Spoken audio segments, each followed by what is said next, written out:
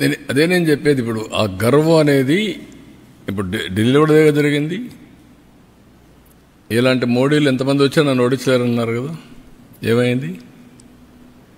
అందుకే నేనేమంటానంటే హంబుల్నెస్, ఆ పద్ధతి. ఇప్పుడు అలాంటి వాళ్ళతో రాజకీయం చేయాల్సి వచ్చిన బాధ ఉంటుంది నాకు. Over a period of time నేను సిద్ధాంతపరంగా రాజకీయం చేశాను తప్ప వ్యక్తిగత రాజకీయాలు నేను ఎప్పుడూ చేయలేదు నా లైఫ్లో. అయితే సిద్ధాంతపరంగా చేసినప్పుడు కూడా నమ్మిన సిద్ధాంతం కోసం ప్రజల యొక్క జీవన ప్రమాణాలు పెరగాలంటే లా అండ్ ఆర్డర్ చాలా ముఖ్యం. దాంట్లో రాజీ పడలేదు నేను.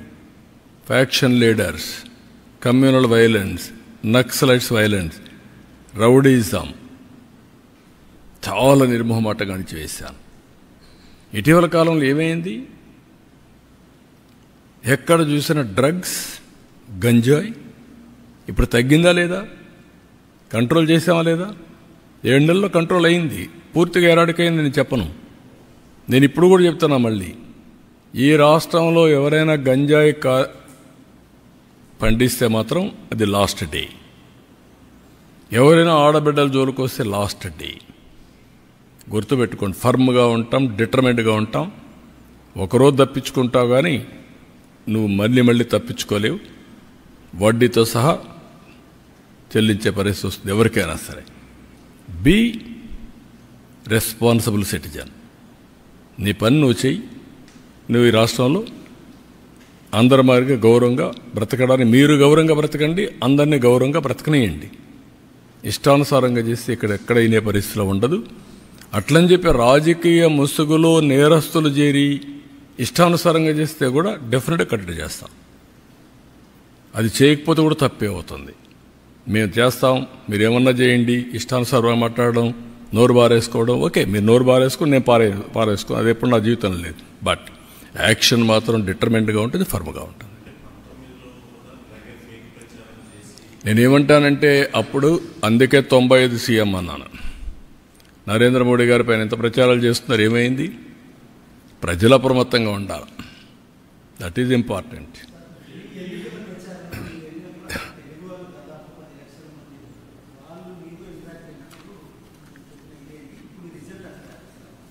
నేననేదంటే నేను పోయిన దానికి వచ్చిందనేది కాదు. ఇది వెరీ క్లియర్, మీరందరూ గుర్తుపెట్టుకోవాలి.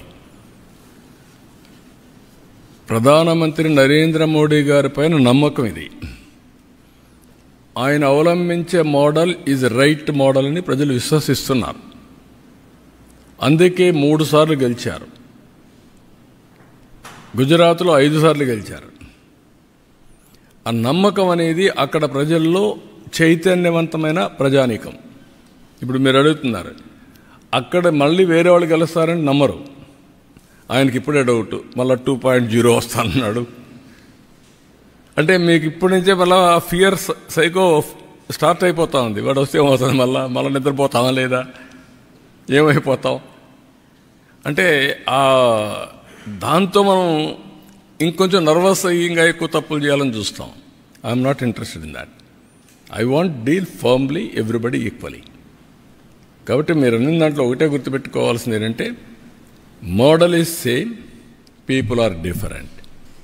But ultimately every citizen is thinking same. యూనిఫామ్గా అదే ఆలోచిస్తాడు. ఓసారి మోసపోతారు. మోసగాళ్ళు ఉన్నది ఇక్కడ మోసపోతారు. మోసగాళ్ళు లేకపోతే కొంచెం స్ట్రైట్గా పోతూ ఉంటారు. అది వచ్చింది. దాన్ని ఇప్పుడు ఎక్స్ట్రా ఎఫర్ట్ పెట్టాలి. ఇక్కడ ఈ పొలిటికల్ పొల్యూషన్కి ఈ ఇంటర్నెట్లో పెట్టే, సోషల్ మీడియాలో పెట్టేదంటే నేను ఎక్స్ట్రా ఎఫర్ట్ పెట్టాలి everyday. That is biggest task. నేను అందరికంటే బాగా పనిచేసి సంపద సృష్టిస్తానని చెప్తున్నాను. నీ సంపద ఎవరికి కావాలి? నువ్వు కక్ష తీర్చుకో, లేకపోతే నన్ను తిట్టు అంటే నేను ఎక్కడ తిట్టగలుగుతానవన్నీ? రాజకీయాల్లోకి వచ్చింది పబ్లిక్ని తిట్టడానికో లేకుంటే ఇది చేయడానికి కాదు కదా. దుర్మార్గుల్ని హ్యాండిల్ చేయాలి. No question of compromise. అవినీతి పరులు గుండెల్లో నిద్రపోవాలి. No question. At the same time political victimization ఏం రాలా. నా life is not meant for that. కానీ అండర్ ఎస్టిమేట్ చేసి నాతో ఆడుకోవచ్చు అనుకుంటే మాత్రం నేను కూడా ఒక్కొక్కసారి మోసపోతాను, కానీ ఎప్పుడు మోసపోను. అప్రమత్తంగా ఉంటే ఎవడు ఎక్కడ పెట్టాలో అందరిని అక్కడ పెడతాం. ఓకే.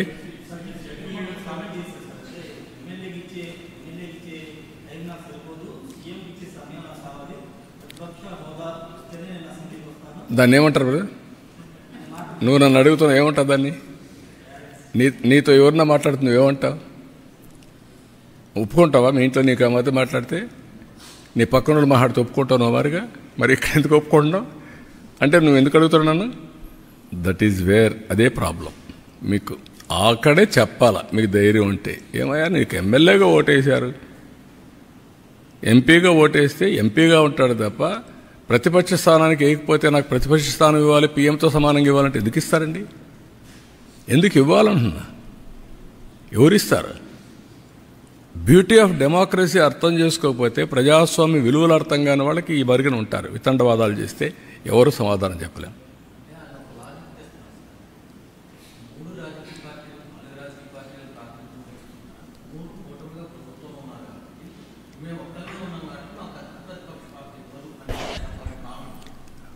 నీ భావన ఆయన భావన కాదు కావాల్సింది, ప్రజల భావన, ప్రజాస్వామ్య విలువలు, ప్రజల భావన. నేను ఎగతాళి చేయడం లేదు. Will respect people. మీరు పేపర్లో రాసినా వాస్తవం ఉంటే నేను వింటాను.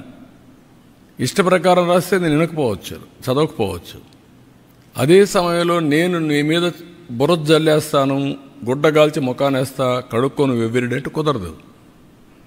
I have to say very emphatically. Damage చేస్తాను, ఇదే మరి చేస్తాను అంటే కుదరదు. That is where I'm saying.